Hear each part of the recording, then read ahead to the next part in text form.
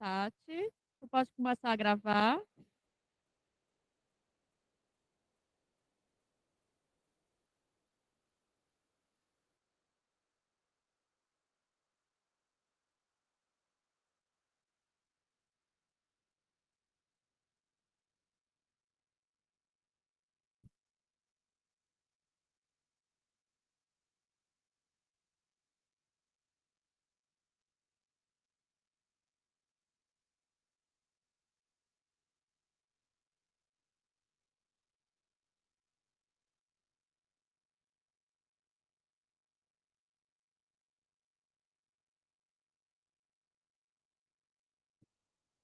Boa boa tarde, gente.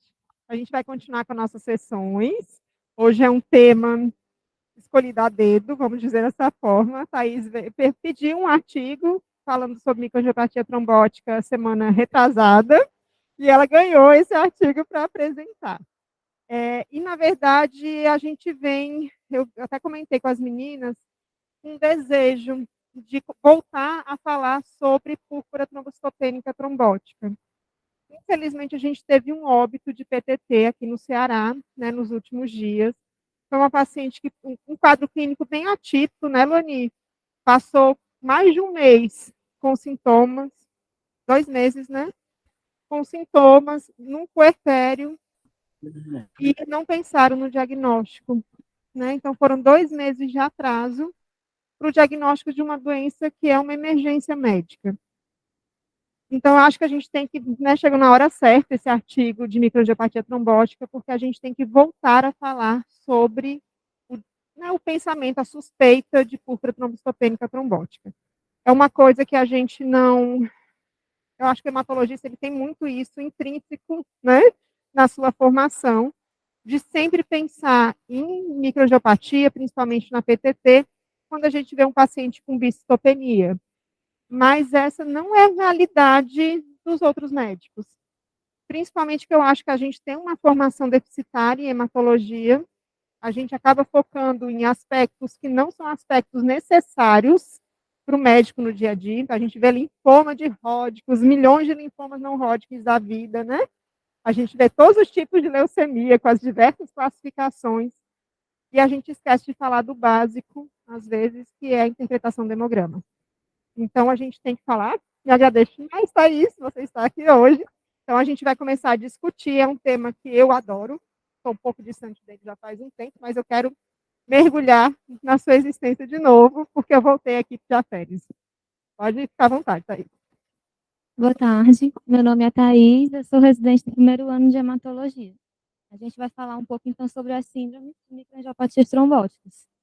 O artigo de base foi esse artigo de revisão da New England, que é de 2014, né? Mas eu tomei a liberdade de colocar algumas atualizações, né, algumas novidades desse outro artigo, que ele tem a mesma proposta de revisão do primeiro, e ele é mais recente, né, de 2022, da Wiley. Então, a primeira coisa que a gente tem que lembrar é que o diagnóstico de microangiopatia trombótica, ou MAT, né, está ali na sigla, é um diagnóstico sindrômico, né? Ele designa os conjuntos de doenças, patologias causadas por oclusão vascular de trombos ricos em plaquetas. Então, ele leva à plaquetopenia, né, ou trombocitopenia, a anemia hemolítica microangiopática, que é por uma causa mecânica, não é imune, por isso que a gente encontra no sangue periférico os esquizócitos, e eles podem causar trombos que podem ser sistêmicos ou intrarrenais, né? Esse é o mecanismo de lesão de órgão-alvo. Essa tríade, ela é comum a todas as microangiopatias trombóticas, né? Apesar da sua diversidade entre si. Laboratorialmente, né, ela vai se manifestar, né? Então, com aqueles marcadores de hemólise presentes, uma hemólise não imune. Então, eu vou ter reticulocitose, vou ter LDH elevado, vou ter aptoglobina baixa, bilirrubina indireta alta e o PUMB direta negativo. Em geral, os testes de triagem de coagulação, então TAP, PTPA e fibrinogênio, são normais. Vou ter a trombocitopenia, né, por mecanismos diversos, né, que a gente vai ver aqui, e graus variados, né, de sintomas neurológicos, lesão renal e febre, a depender de cada síndrome. Antigamente, né, esses sintomas eles eram tidos como uma tentativa para PTT, né, para o diagnóstico.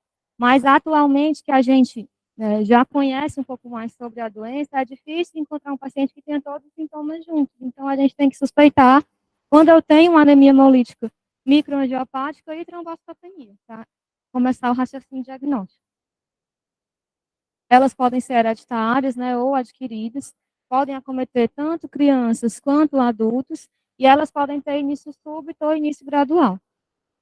Aqui é uma tabelinha que não é do artigo, mas é do programa da ASH, que mostra uma forma geral, né, de classificação das microangiopatias trombóticas, né, naquelas desordens em que eu conheço a etiologia, são essas que são chamadas de primárias, e essas aqui o artigo vai abordar, e aquelas etiologias aquelas doenças em que eu não tenho uma etiologia bem estabelecida, que em geral são causas secundárias, né, e aí o grande destaque é para o HIV, para as malignidades, para a gravidez, né, as doenças associadas à gravidez, como a doutora falou, e para outras doenças, inclusive reumatológicas, como o lúpus e a síndrome antifosfolípidos. O objetivo do artigo, né, foi descrever as síndromes primárias de microangiopatia trombótica, que são essas que têm a sua etiologia estabelecida, e fornecer uma perspectiva unificada dessas síndromes, né, uma visão geral das suas abordagens. Então, ele apresenta, né, uma revisão com cenário, patogênese, o diagnóstico, o tratamento e as complicações, e ele traz, né, um espaço para necessidades futuras. Ele mantém os nomes, né, de púrpura trombocitopênica trombótica para microangiopatia associada à deficiência grave de Adams TS13, e síndrome hemolítica urêmica para microangiopatia mediada por toxina Shiga, porque já são familiares para a gente, mas ele evita, né, ele não usa o termo CHU atípica, que é historicamente usado, né, para aquelas síndromes hemolíticas que não são associadas à toxina Shiga, e não usa o termo idiopático para nenhuma das marcas primárias, porque a gente já conhece os mecanismos. A primeira coisa que ele traz é essa imagem, né, que é bem ilustrativa, das 7 mates que ele vai conversar, né, que são as primárias. Então, sobre PTT hereditária e adquirida, mate mediada por complemento hereditária e adquirida, mediada por coagulação ou mediada por drogas, né, mecanismos imunes ou mecanismos relacionados à toxicidade pela dose, e as mates mediadas pelo metabolismo ou pela toxina Shiga. O destaque aqui é para mostrar a característica patológica comum de todas, né? Que é o dano vascular por trombose, né, arteriolar e capilar e lesão endotelial, né? Com deposição de fibrina na parede do vaso e no lúmen. Cabe, né, destacar que dentro a maior parte das MATs, a lesão renal ela é comum, tanto por dano endotelial quanto por danos vasculares. Então, ele vai dissertar um pouquinho sobre cada uma, né, nas suas causas, suas manifestações e o manejo inicial. A primeira que a gente vai dar destaque aqui realmente é a púrpura trombocitopênica trombótica, PTT, que é o grande protótipo das microangiopatias junto com a CHU. Né? O primeiro caso que foi compatível com o caso de PTT foi uma menina de 16 anos que tinha fraqueza, palidez, púrpura e hemiparesia e evoluiu com óbito 14 dias após insuficiência cardíaca, isso em 1924. E na autópsia, né, eles viram trombos hialinos nas arteríolas, terminais e capilares da maioria dos órgãos, incluindo os rins. Então, a PTT ela é uma forma sistêmica rara, né, de microangiopatia trombótica associada à deficiência grave da ADAMS-TS13, que é uma protease de clivagem do fator de von Willebrand, representada aqui, né, nesse mini Pac-Man, que quebra os multímeros, né, para que eles não fiquem grandes e não saiam ativando a adesão plaquetária, ativando as plaquetas. Mas quando eu tenho deficiência grave dessa protease, resulta na formação desses multímeros que são incomumente grandes, que levam à formação dos trombos ricos em plaquetas nos vasos, né, principalmente na microcirculação, isquemia tecidual e os esquizócitos no sangue periférico. Ela pode ser, né, um mecanismo hereditário ou uma forma adquirida. As hereditárias, elas são muito mais comuns, né, nas crianças, mas elas representam cerca de 5% das PTTs em adultos, principalmente nas gestantes, né, abrir o quadro com a gestação. São caracterizadas por mutações bialélicas recessivas, né, no gene da Adams TS13. Apesar da documentação da deficiência da proteína, né, ser o diagnóstico da doença, para me manifestar a doença, né, ter os sintomas, não basta eu ter só a deficiência. Em geral, está associada a gatilhos, e aí os grandes gatilhos conhecidos são as infecções, a gravidez, né, e os traumas. A adquirida é a forma mais comum, ela é muito mais comum no adulto, né, do que na criança, e está associada a autoanticorpos, IgG, anti-Adams, TS13.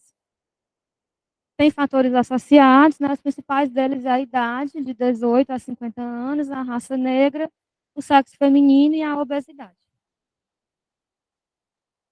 A PTT ela é única dentre as MATs, porque ela dificilmente causa uma lesão renal aguda grave.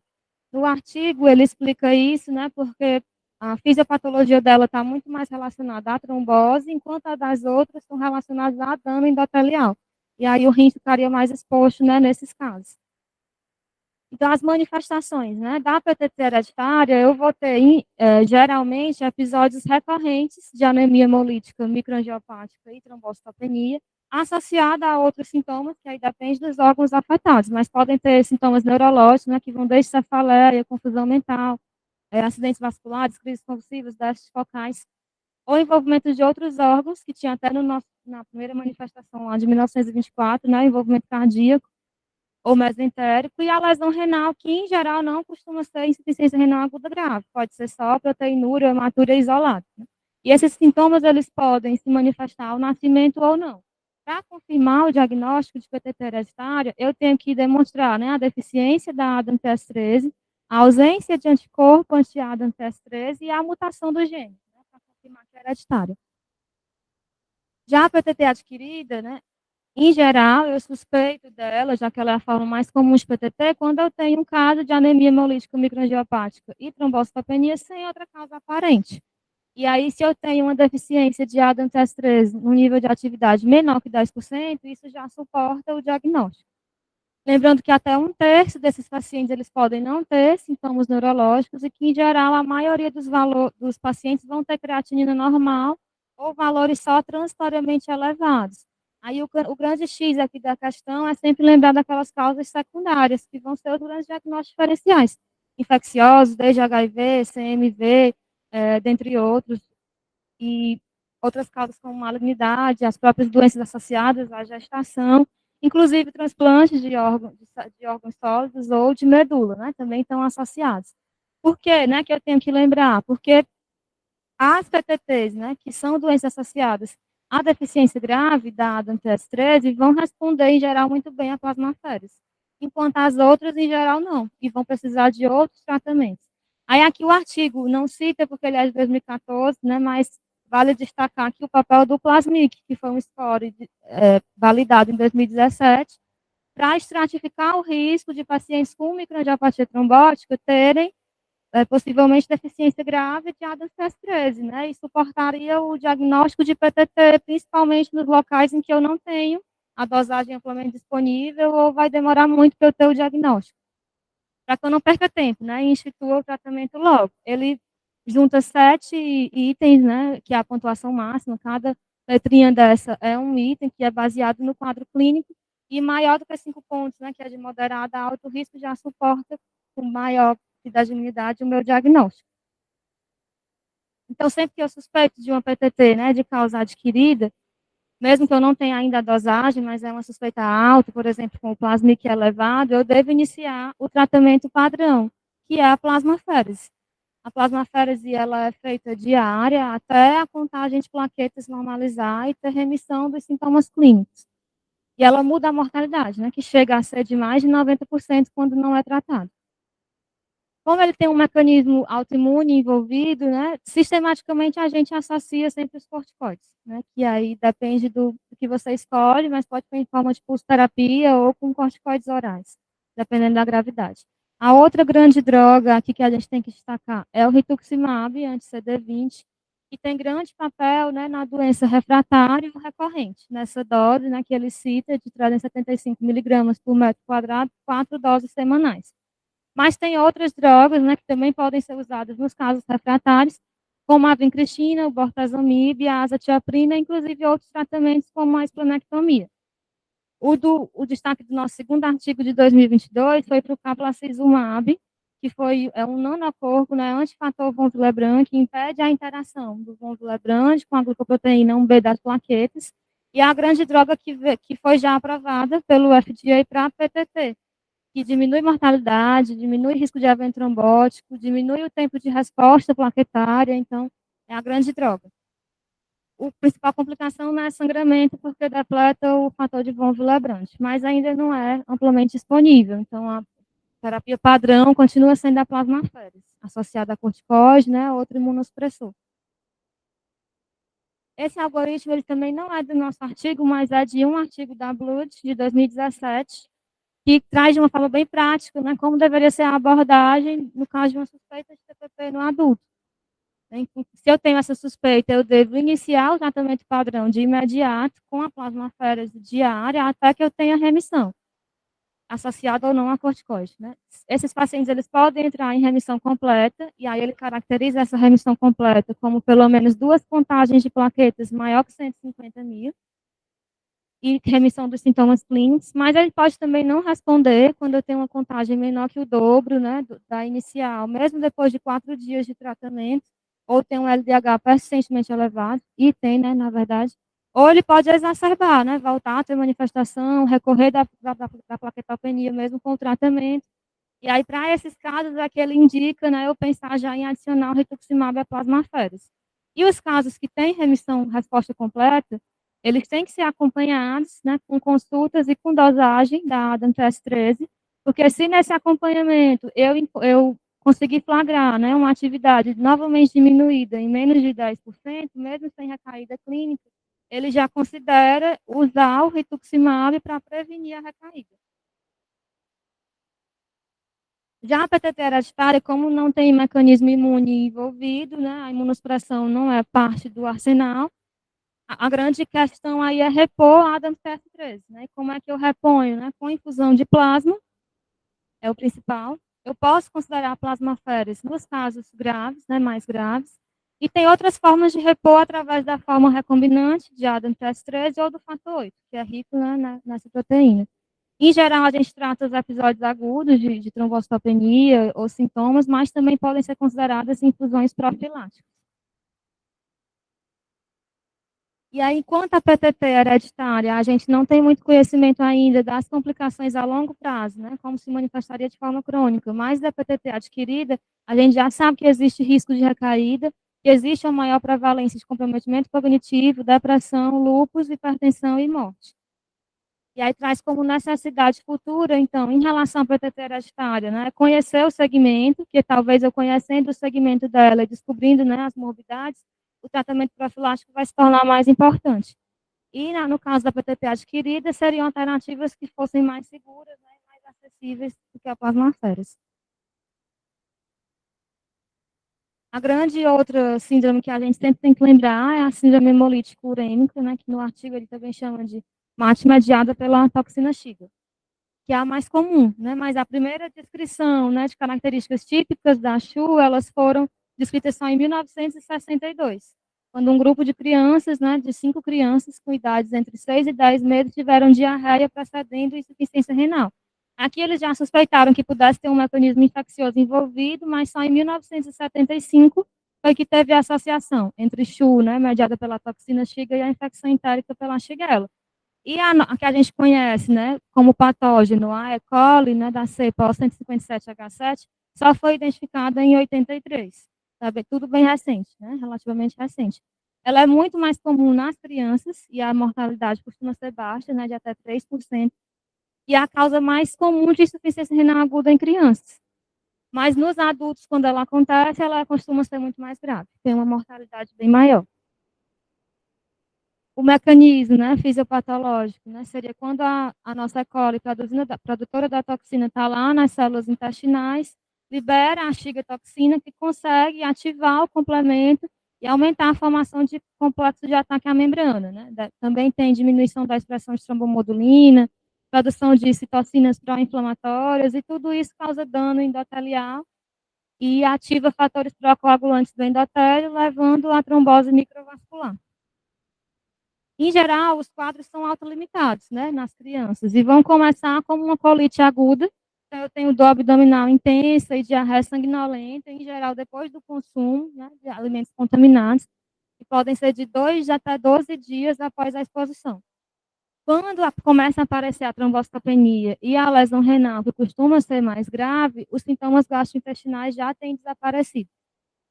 A febre, ela em geral é ausente ou leve. O diagnóstico confirmatório é por cultura, né, com a presença da E. coli, né, em água sorbitol, a pesquisa da toxina Shiga, por ELISA ou PCR, na fase de colite, porque na fase de CHU já não consegue mais identificar.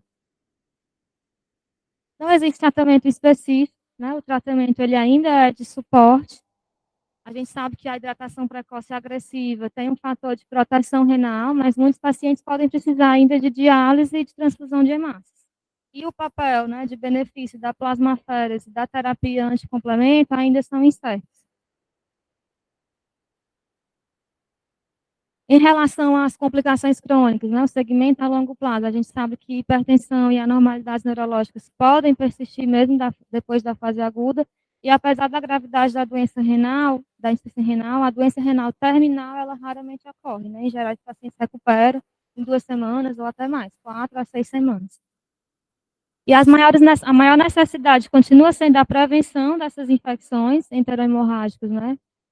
Por medidas de saúde pública, mas também encontrar agentes que pudessem neutralizar a toxina Shiga. Aqui, né, a nossa conhecida como CHU atípica, mas que no artigo ele prefere chamar de microangiopatia mediada por complemento, por destacar mais o mecanismo envolvido.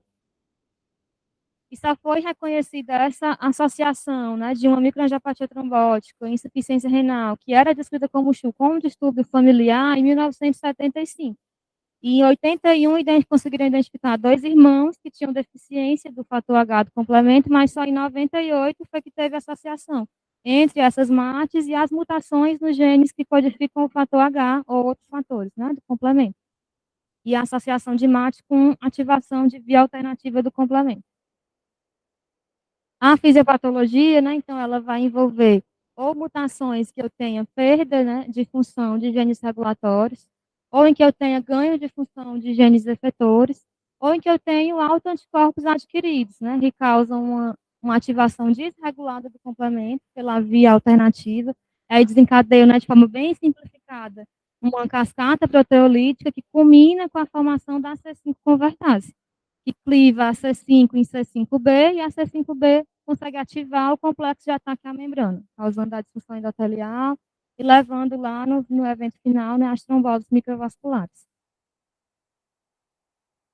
Então, ela também tem uma forma hereditária, né, por essas mutações de perda perda de funções de genes reguladores ou ganho de genes efetores.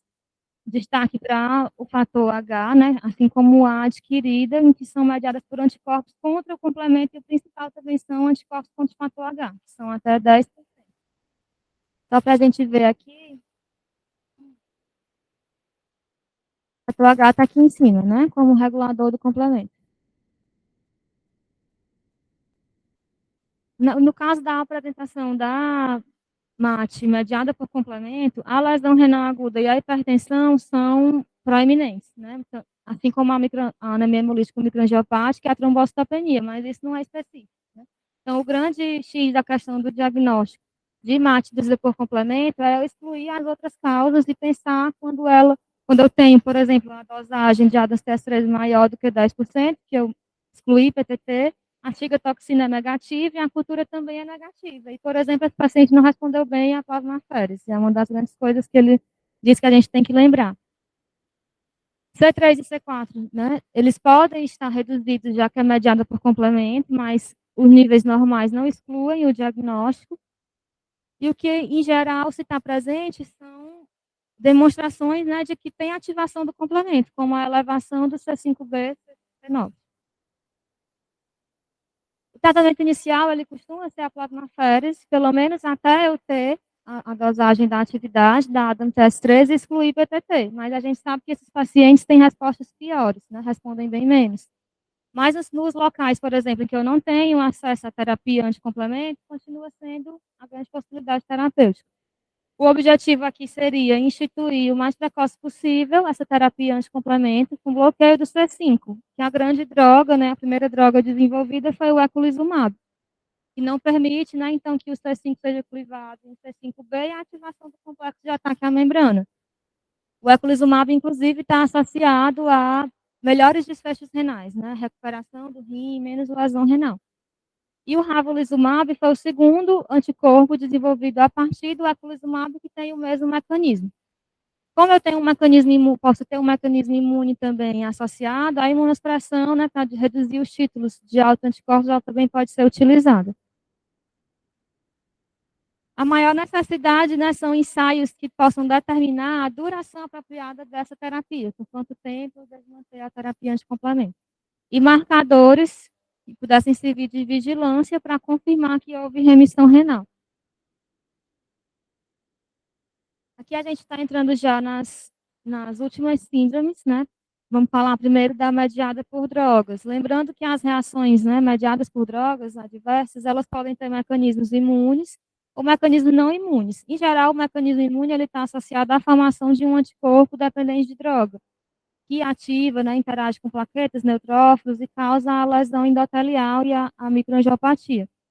No artigo, ele dá o destaque para as quininas, né, que é o que já está bem estabelecido, que tem esse mecanismo. Mas também existem os mecanismos não imunes, que são dependentes da dose, né, toxicidade direta, mediada pela dose ou pelo tempo de uso, que aí também tem uma série de outras drogas. Em relação à mediada por drogas por mecanismos imunes, né, só em si percebeu essa relação em 1980, em um paciente que tinha episódios repetidos de lesão renal aguda, hemólise e trombocitopenia, depois de exposições à quinina. O artigo também traz, né, destacando a quetiapina e a gencitabina como drogas que já têm demonstrado a formação de anticorpos, né, e MAT, associadas a MAT. Em geral, o início, né, o quadro é bem súbito, são sintomas graves, né, sistêmicos, horas depois da exposição ao medicamento. Esse paciente pode ter ou não já histórico de sintomas com exposições anteriores, né? E eu tenho uma lesão renal aguda que é mais grave, costuma ser anúrica, além da anemia hemolítica microangiopática e trombocitopenia. Também não tem tratamento específico, tratamento de suporte, e a principal medida é descontinuar as drogas, né, ou evitar essas drogas. É comum que esses pacientes tenham doença renal crônica e hipertensão, né, e pode, inclusive, ter doença renal terminal. A principal necessidade que ele destaca seria desenvolver testes que fossem rapidamente disponíveis, né, para identificar esses anticorpos dependentes de drogas. Mas um teste negativo também não exclui totalmente a associação com o medicamento. Em relação à mediada por drogas por toxicidade direta, são múltiplos mecanismos envolvidos que a gente ainda não conhece tão bem, mas a apresentação típica é a perda gradual da função renal, ao invés de um quadro súbito, além da anemia, né, hemolítica microangiopática e a trombocitopenia. O tratamento é também basicamente de suporte e evitar essas medicações. O que ele destaca é que, por exemplo, em relação aos inibidores da calcineurina, o tacrolimus e a ciclosporina, reduzir a dose, já que é mediado por dose, poderia ser suficiente, né? E não, além de não só suspender. E as complicações é principalmente a insuficiência renal, que pode persistir, porque a anemia e a trombocitopenia costumam ser autolimitadas. A maior necessidade é definir, né, como a toxicidade dessas drogas, né, causam a microangiopatia. Em relação às mediadas por metabolismo, o grande destaque aqui são para os distúrbios do metabolismo da cianocobalamina, principalmente por mutações do gene da MMACHC, a proteína, que aumentam a homocisteína no sérica, né? Então tem hiperhomocisteinemia e aumento do ácido metilmalônico no plasma e na urina. Isso leva a uma ativação plaquetária, ativação da coagulação, aumento da expressão de fator tecidual, que seriam os mecanismos de causar a microangiopatia. Em crianças, né, em geral, a manifestação são anormalidades do desenvolvimento neuropsicomotor, e em adultos, né, a anemia, a trombocitopenia e a lesão renal aguda. O tratamento ele é feito com doses altas, né, de hidroxicobalamina e ácido folínico. Em geral, podem ficar sequelas neurológicas e até 40% dos pacientes eles podem evoluir com doença renal crônica e hipertensão. A maior necessidade seria o uso de testes de triagem de rotina, né, nas crianças para deficiência de cianocobalamina. Em relação à MAT mediada por coagulação, os mecanismos são mais complexos, não totalmente conhecidos, mas se sabe que tem anormalidades genéticas da trombomodulina, do plasminogênio, da quinase C, da diacilglicerol e da DGKE. Aqui é um campo que ainda é pouco explorado e não se sabe muita coisa. Os benefícios da infusão ou troca de plasma, né, da plasmaférese ou da imunossupressão ainda são inconsistentes, mas a doença renal terminal é comum desses casos. E a principal necessidade seria entender melhor, né, e determinar a prevalência dessas síndromes e seus mecanismos. Aqui no artigo ele traz para a gente esse fluxograma, só para lembrar que quando eu tenho um paciente com trombocitopenia, anemia hemolítica microangiopática, depois que eu descarto causas secundárias que são comuns no adulto, a lesão renal ela pode ser definidora para eu pensar em uma ou outra microangiopatia primária. E quando eu tenho uma lesão renal mínima, né, ou eu não tenho lesão renal, o grande diagnóstico diferencial aí vai ser a PTT. Quando eu tenho lesão renal envolvida, aí depende do tempo de instalação dessa lesão renal. Se a lesão renal ela começa horas, né, depois dos primeiros sintomas, poucas horas, né, um quadro mais abrupto, eu devo lembrar da mediada por drogas por mecanismos imunes. E se a lesão renal ela começa dias, né, em geral, depois dos primeiros sintomas, o grande protótipo é a CHU, mediada por cigatoxina, mas também tem que lembrar das outras, mediadas por complemento, por coagulação, por metabolismo. E quando a lesão é progressiva, né, acontece em semanas ou meses, aí eu tenho que também pensar nas drogas por mecanismos relacionados à toxicidade por dose. E esse outro programa aqui não é do artigo, mas só para a gente também destacar, é da ASH, que quando eu tenho uma suspeita de microangiopatia trombótica, eu tenho que dosar a atividade de ADAM-TS13. É uma urgência para tentar confirmar ou descartar o diagnóstico de PTT. Porque quando ela está menor que 10%, eu confirmo, e aí eu posso avaliar os anticorpos anti-ADAM-TS13, que positivo confirma a TPP adquirida, e pesquisar as mutações do gene para procurar o mecanismo hereditário. Né? E quando eu tenho maior que 10%, o meu raciocínio diagnóstico tem que pensar em outras microangiopatias, sejam elas secundárias, né, por diversas outras doenças associadas, ou a CHU, né, mediada pela toxina, ou a CHU atípica, mediada por complemento. A conclusão do artigo é que houve uma acelerada, né, compreensão nos últimos anos sobre essas síndromes, e isso levou a oportunidades de tratamentos específicos. Reduziu a mortalidade, mas também mostrou no segmento crônico, né, que existem morbidades associadas a elas. É isso.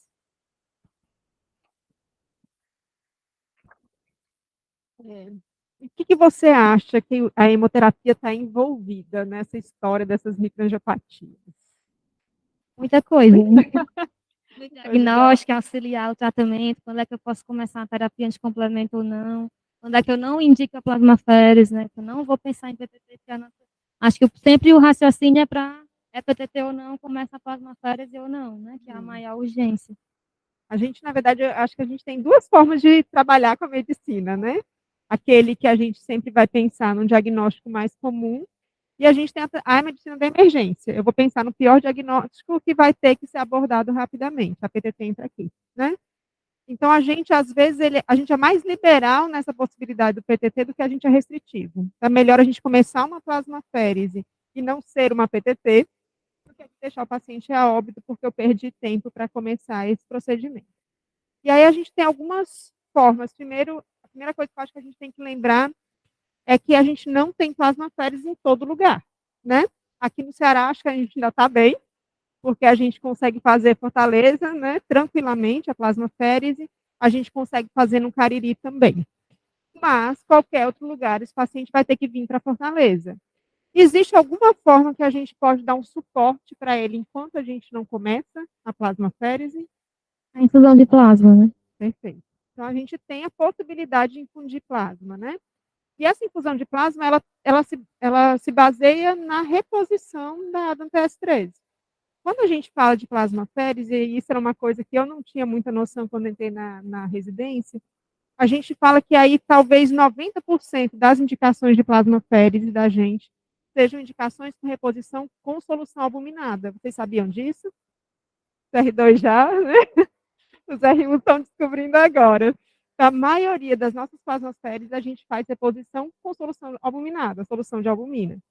Mas a gente vai ter uma porcentagem, aqui a PTT, a SAF catastrófica, né, que eu vou ter a reposição com plasma. Por que a reposição com plasma é tão importante na PTT? Você já falou da reposição dada no TS13, né? Então, essa é a razão de eu usar plasma. Mas a plasmaférese tem um outro benefício. Plasmaférese reduzir o título, né, dos autoanticorpos, que é a forma mais comum. Perfeito. Eu vou reduzir tudo que está ali causando problema, que é na PTT adquirida, né? O anticorpo que vai causar o problema. Então, quando eu faço plasma, eu não estou retirando anticorpo, mas eu estou dando tempo, dando um pouquinho de ADA no TS13 para o paciente conseguir chegar para a primeira sessão. E aí a gente tem sempre um embate, né? Porque normalmente eu preciso de um acesso venoso, calibroso, para eu fazer minha plasmaférese. E meu paciente vai chegar muitas vezes com 12 mil plaquetas, 15 mil plaquetas. O que você viu sobre transfusão de plaquetas na PTT? Ele citava que piora a mortalidade, né, a morbidade, a clínica do paciente. Então, só se tivesse sangramento maior. Aí ele fala em alguns procedimentos, mas no up-to-date, inclusive, sobre acesso, ele dizia que ficaria um pouco a critério também junto com a cirurgia. Mas não cita, assim, de rotina fazer transfusão de Talvez seja plaqueta. essa a nossa maior dificuldade. A transfusão de plaqueta aumenta mortalidade na PTT. Ah, está com 10 mil, faça femoral e comprima.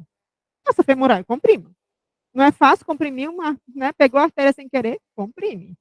Então, a gente tem, obviamente, eu acho que a gente vem evoluindo, né?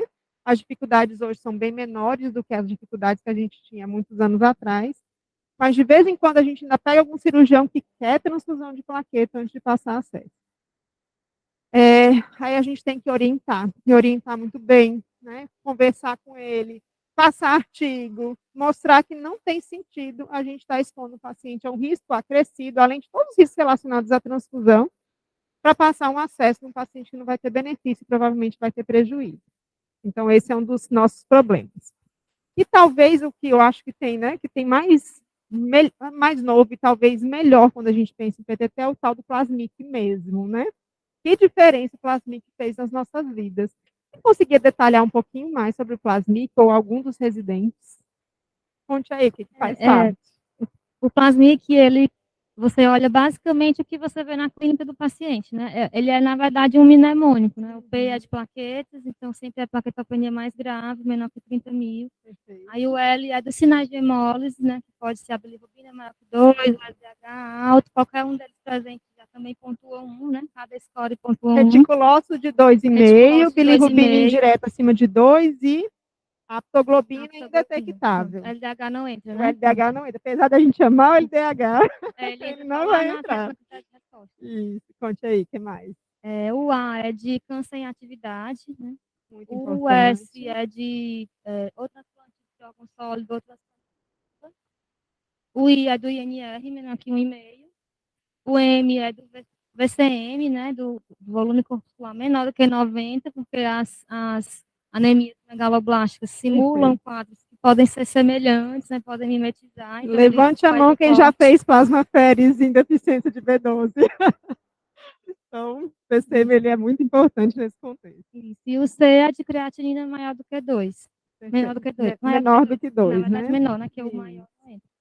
E aí, no total, são 7 pontos. Aí ele gradua, né, em leve, pequeno, moderado, alto risco, e o alto risco. Aí dependeu, variou um pouco de artigos, mas no artigo original, aparentemente, o alto risco era só o 7. E os outros 6 eram e 7, né, intermediários, Susan? 6 e 7. E aí lembrar que o Plasmic, ele começa lá em cima com uma alteração, né? Então, vou ter uma anemia com esquizose, né? Com trombocitopenia associado, né? Então, esse fluxograma todo para a gente traçar o Plasmic, anemia microangiopática. E aí tem o tal do CUMB direto. Ah, meu Deus, esse tal do CUMB direto. Esse CUMB direto me mata, meu povo, eu não sei se vocês sabem. Porque a gente pede CUMB direto para facilitar o diagnóstico ou excluir o diagnóstico PTT. Qual a alteração no sangue periférico que eu vou ver numa anemia hemolítica autoimune ou aloimune? Qualquer coisa que tenha anticorpo envolvido.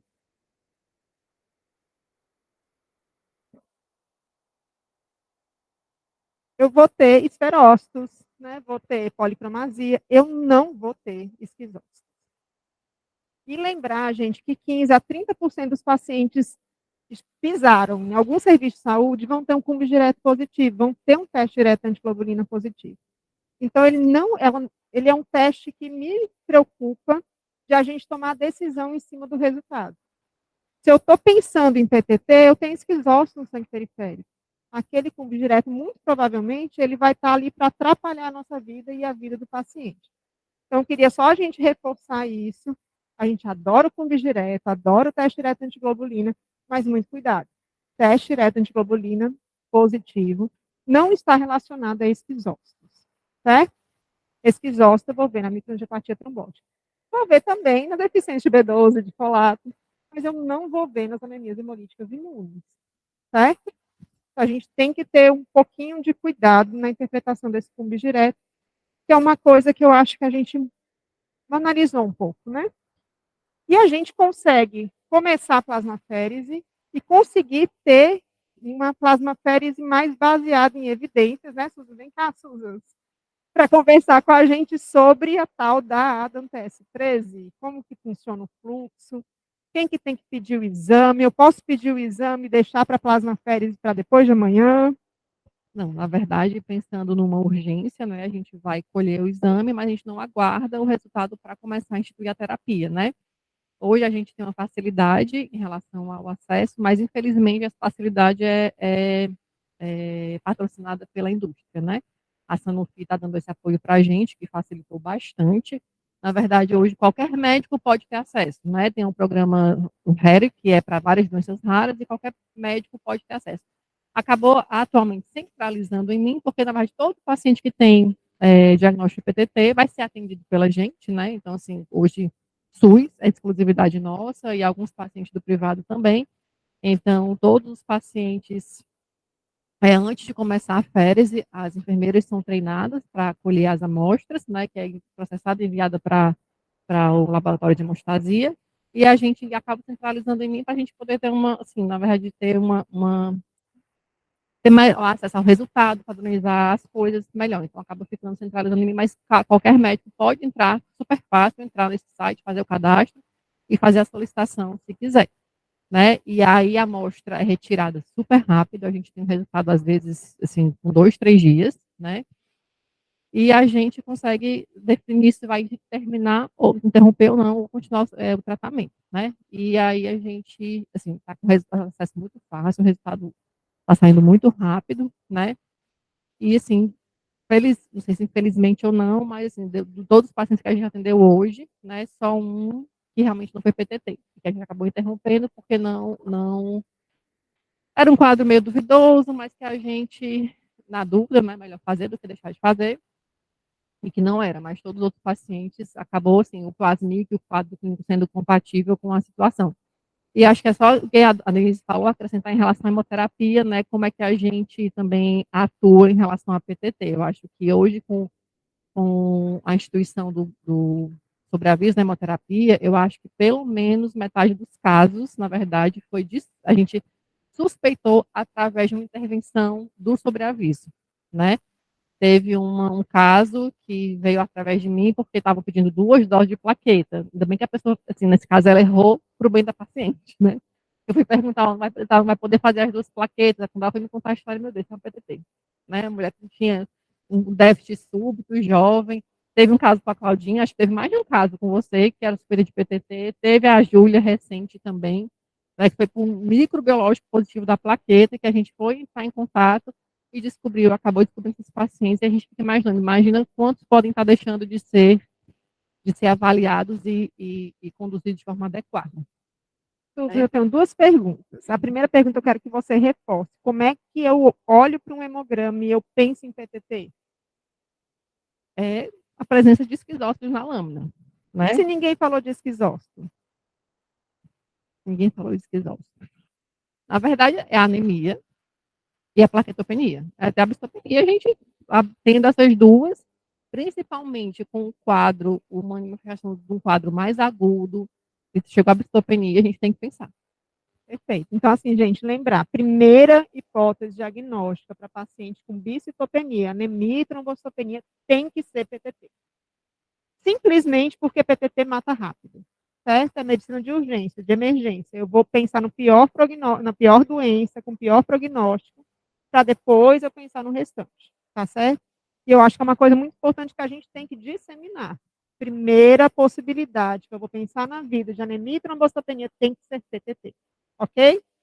E aí, a minha dúvida, na verdade, eu queria que você me dissesse quantas PTTs nós temos aproximadamente por ano aqui no Ceará? Ai, meu Deus.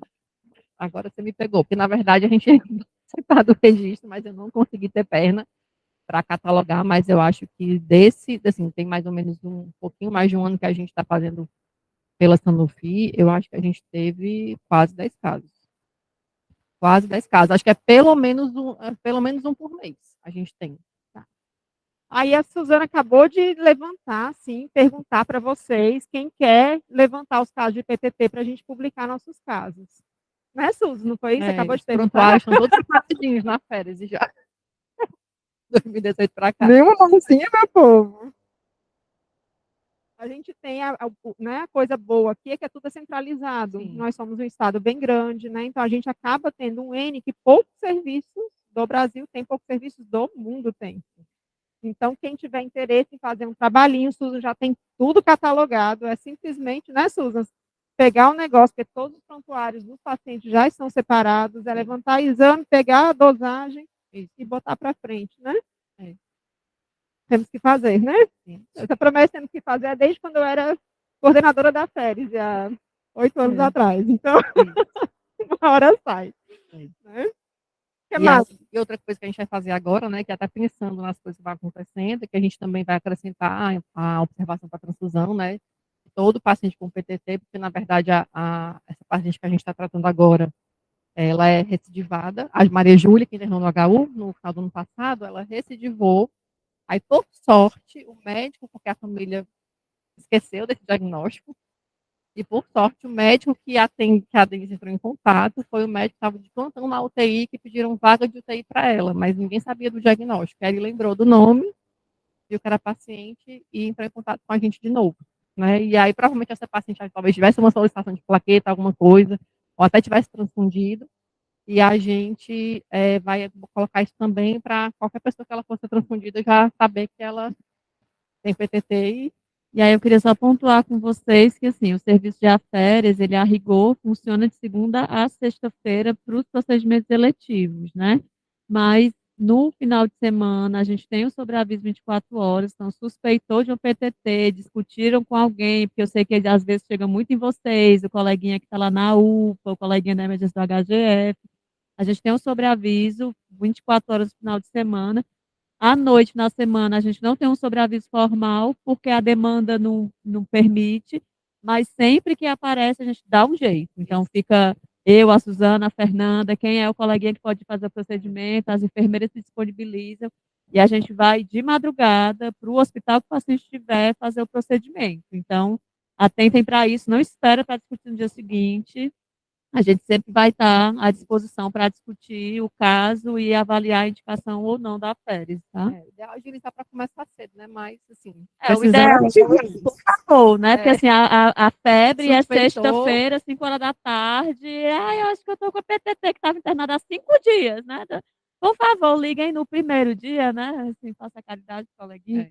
E sim, lembrando em relação ao catéter, né, a gente já teve uma dificuldade muito maior, né, hoje a gente já melhorou bastante, né, mas porque a gente tem ultrassom, alguns serviços para guiar, né, assim, uma das coisas que às vezes eu oriento, o médico quer a plaqueta, assim, a gente conversar, por exemplo, eu vou deixar a plaqueta de reserva, se sangrar, né, porque a gente sabe que pode aumentar, né, a mortalidade.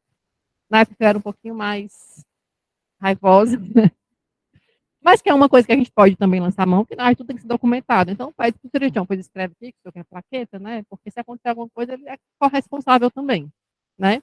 E assim, a gente nunca teve problema em relação a sangramento por acesso. Na verdade, nunca paciente que eu tive problema com sangramento por acesso foi uma PTT que exacerbou, tinham tirado o catéter, e aí foi funcionar para a gente tratar essa exacerbação com poucos dias.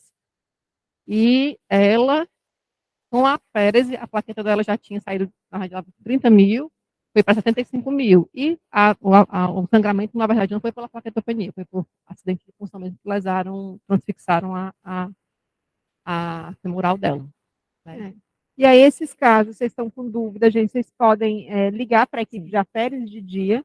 À noite, o sobreaviso da Imuno, né? É o mesmo sobreaviso que tem médicas da Féris. Então, hoje, Suzana, eu e Claudinha fazemos esse sobreaviso. Então, vai ter sempre alguém da Féris que vai acabar discutindo. E no fim de semana vai ter o sobreaviso, como a Luani falou, do médico da Féris para discutir o caso. Mas sempre vocês podem acionar a gente, como sobreaviso da Imuno, da hemoterapia, e qualquer coisa a gente aciona a Féris se for necessário.